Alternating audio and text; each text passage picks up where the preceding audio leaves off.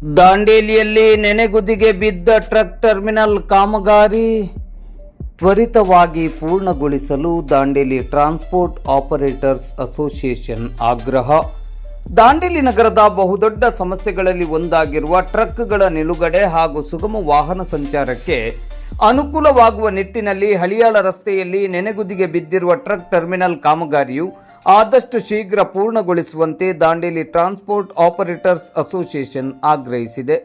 ಇಂದು ಶುಕ್ರವಾರ ಬೆಳಿಗ್ಗೆ 10 ಗಂಟೆ ಸುಮಾರಿಗೆ ದಾಂಡೇಲಿ ನಗರದ ಟ್ರಕ್ ಟರ್ಮಿನಲ್ ಹತ್ತಿರ ಮಾಧ್ಯಮದ ಮೂಲಕ ದಾಂಡೇಲಿ ಟ್ರಾನ್ಸ್ಪೋರ್ಟ್ ಆಪರೇಟರ್ಸ್ ಅಸೋಸಿಯೇಷನ್ ಅಧ್ಯಕ್ಷರಾದ ಅಶುತೋಷ್ ಕುಮಾರ್ ರಾಯ್, ಪ್ರಧಾನ ಕಾರ್ಯದರ್ಶಿ ಶ್ರೀನಾಥ್ ಪಾಸಲ್ಕರ್ ಹಾಗೂ ಸಂಘದ ಪ್ರಮುಖರಾದ ರಾಜೇಸಾಬ್ ಸುಂಕದವರು ಆಗ್ರಹಿಸಿ ಮಾತನಾಡುತ್ತಾ, ದಾಂಡೇಲಿಯಲ್ಲಿ ಸುದೀರ್ಘ ವರ್ಷಗಳಿಂದ ಇದ್ದ ಟ್ರಕ್ ನಿಲುಗಡೆ ಸಮಸ್ಯೆ ಹಾಗೂ ಸುಗಮ ವಾಹನ ಸಂಚಾರ ನಿರ್ವಹಣೆಗಾಗಿ ಆರ್.ವಿ. ದೇಶಪಾಂಡೆ ಅವರು ಟ್ರಕ್ ಟರ್ಮಿನಲ್ ಅನ್ನು ಮಂಜೂರು ಮಾಡಿಸಿರುವುದು ಅತ್ಯಂತ ಸ್ವಾಗತಾರ್ಹ ಕಾರ್ಯವಾಗಿದೆ.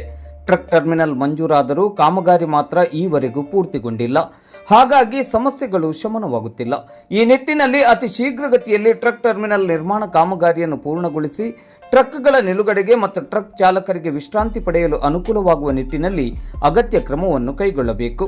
ಟ್ರಕ್ ಟರ್ಮಿನಲ್ ಕಾಮಗಾರಿ ಪೂರ್ಣವಾಗದೇ ಇರುವುದರಿಂದ ಸದರಿ ಸ್ಥಳದಲ್ಲಿ ಟ್ರಕ್ಗಳನ್ನು ಪಾರ್ಕಿಂಗ್ ಮಾಡಲಾಗುತ್ತಿದೆಯಾದರೂ ಕೆಸರು ಗದ್ದೆಯಂತಾಗಿರುವ ಈ ಸ್ಥಳದಿಂದ ಟ್ರಕ್ಗಳನ್ನು ಹೊರತೆಗೆಯಲು ಹರಸಾಹಸ ಪಡಬೇಕಾಗಿದೆ. ಆ ಕಾರಣದಿಂದ ಅನಿವಾರ್ಯವಾಗಿ ಹತ್ತಿರದ ರಸ್ತೆ ಬದಿಯಲ್ಲಿ ಟ್ರಕ್ಗಳನ್ನು ನಿಲುಗಡೆ ಮಾಡಲಾಗುತ್ತಿದ್ದು, ಹೀಗೆ ನಿಲುಗಡೆ ಮಾಡಲಾದ ಟ್ರಕ್ಗಳ ಮೇಲೆ ದಂಡ ಆಕರಣೆಯನ್ನು ಮಾಡಲಾಗುತ್ತಿರುವುದರಿಂದ ಟ್ರಕ್ ಚಾಲಕರಿಗೆ ತೀವ್ರ ತೊಂದರೆಯಾಗುತ್ತಿದೆ.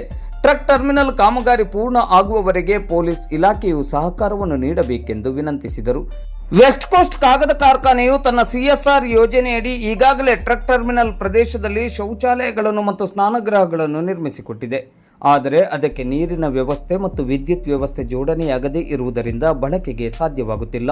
ಆದ್ದರಿಂದ ಈ ಎಲ್ಲ ಸಮಸ್ಯೆಗಳನ್ನು ಗಮನದಲ್ಲಿಟ್ಟುಕೊಂಡು ಆದಷ್ಟು ಶೀಘ್ರಗತಿಯಲ್ಲಿ ಟ್ರಕ್ ಟರ್ಮಿನಲ್ ನಿರ್ಮಾಣ ಕಾಮಗಾರಿ ಪೂರ್ಣಗೊಂಡು ಬಳಕೆಗೆ ಅನುಕೂಲ ಮಾಡಿಕೊಡಬೇಕೆಂದು ಮನವಿಯನ್ನು ಮಾಡಿದರು.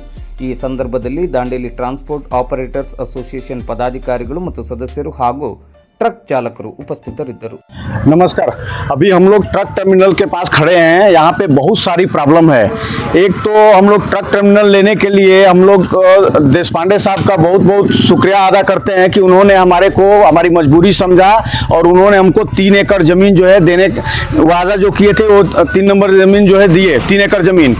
अभी ये देवराज ट्रक टर्मिनल के ये ज़मीन को हैंड ओवर किया गया है, लेकिन 5 साल हो गया अभी तो कुछ भी वो कर नहीं रहा है. हम लोग देशपांडे साहब के सर के पास जाके हम लोग बात करवाए, कई बार गए, उन्होंने भी टेलीफोन करके उनको बोला करने को, बट हो नहीं रहा. आज परिस्थिति ये है कि ड्राइवर लोग को इतना प्रॉब्लम हो रहा है. देखिए गाड़ी यहाँ पे फंसी हुई है, ये खड्डा है और ये गाड़ी फंसी हुई है. ट्रक से निकालने के लिए हमारे पास ट्रक निकालने के लिए हमारे पास सुविधा नहीं है कि हम कैसे ट्रक निकालें.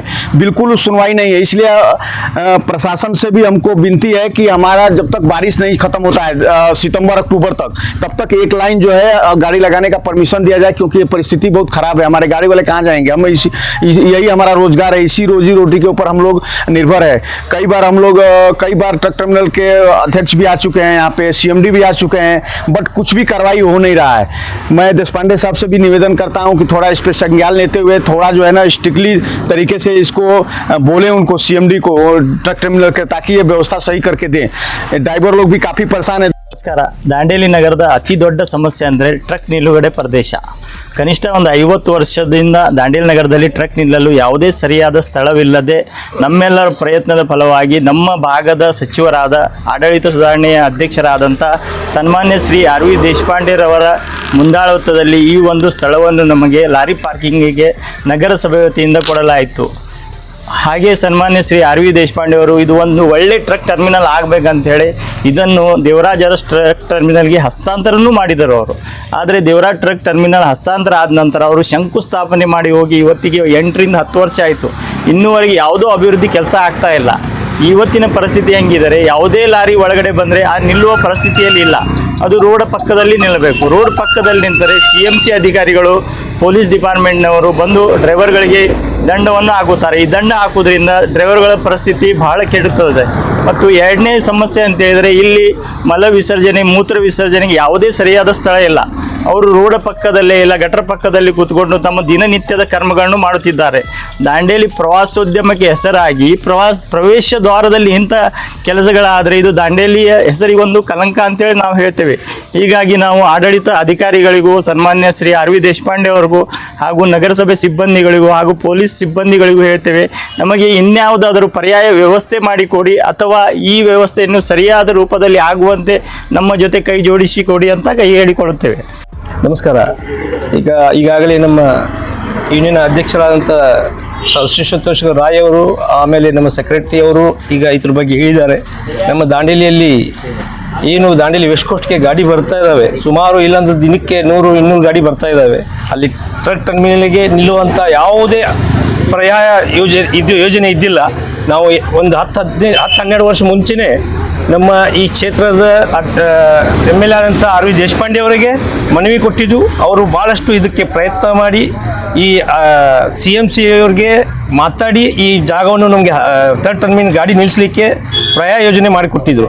ಆವಾಗ ಇದು CMC ಅವರು ಇದಕ್ಕೆ ಏನು ಡೆವಲಪ್ಮೆಂಟ್ ಮಾಡಬೇಕು, ಅವ್ರಿಗೆ ನಮ್ಮ ಕಡೆ ದುಡ್ಡಿಲ್ಲ ಅಂತ ಹೇಳಿದ ಮೇಲೆ ನಮ್ಮ ಆರ್ ವಿ ದೇಶಪಾಂಡೆ ಅವರು ಇದಕ್ಕೆ ದೇವರಾಜು ಅರಸು ಥರ್ಡ್ ಟರ್ಮಿನಲ್ಗೆ ಹಸ್ತಾಂತರಿಸಿದ್ದಾರೆ.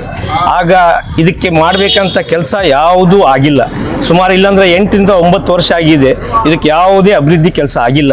ಅದಕ್ಕಾಗಿ ನಾವು ಎಲ್ಲರೂ ದಾಂಡೇಲಿಯ ಎಲ್ಲ ಸಮಸ್ತ ಜನರು ಅವರಿಗೆ ಇಲ್ಲಿ ಸಿಬ್ಬಂದಿಯರಿಗೆ, ಆಮೇಲೆ ನಮ್ಮ ಈ ಕ್ಷೇತ್ರದ MLA ಅಂತ ಆರ್ ವಿ ದೇಶಪಾಂಡೆ ಅವರಿಗೆ ಮನವಿ ಮಾಡ್ತೇವೆ, ಇದು ಆದಷ್ಟು ಬೇಗನೆ ಇದಕ್ಕೆ ಒಂದು ಯೋಜನೆ ಮಾಡಿ ಇದಕ್ಕೆ ಒಂದು ಪ್ಲಾಟ್ಫಾರ್ಮು ನಾವೇನು ಹೇಳ್ತಾ ಇದ್ದೇವೆ, ಇದಕ್ಕೆ ಶಾಶ್ವತವಾಗಿ ಒಂದು CC ಪ್ಲಾಟ್ಫಾರ್ಮ್ ಹಾಕ್ಕೊಟ್ರೆ ಗಾಡಿಯವರಿಗೆ ನಿಲ್ಲಕ್ಕೆ ಭಾಳ ಅನುಕೂಲ ಆಗುತ್ತೆ.